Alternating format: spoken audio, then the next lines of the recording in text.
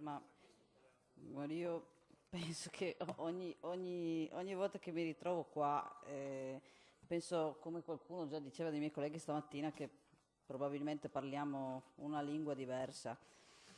A parte che, a parte il consigliere Lauri, nessuno, e dico nessuno, compresa la giunta regionale, è entrato o comunque ha commentato nel merito quello che era contenuto all'interno della mozione. Ma vabbè, insomma, ognuno è libero di fare quello che crede.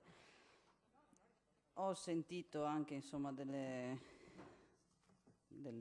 cose non molto carine, ma vabbè. Non è stato studiato nulla a tavolino perché non ho nulla da studiare a tavolino. Noi abbiamo dichiarato la contrarietà a quest'opera dal programma elettorale e continuiamo ad essere contrari a questo tipo di realizzazione. Abbiamo, credo di non aver, cioè non ho usato, non devo trovare scuse per giustificare alcunché, anche perché lo studio non l'ho realizzato io, ma l'hanno realizzato, come ho detto prima, dei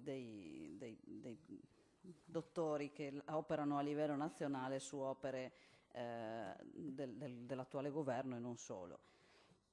Quindi noi continuiamo a ribadire che c'è qualcosa che non va in quest'opera e che continuiamo a chiedere che venga valutato e che vengano rivisti alcuni passaggi.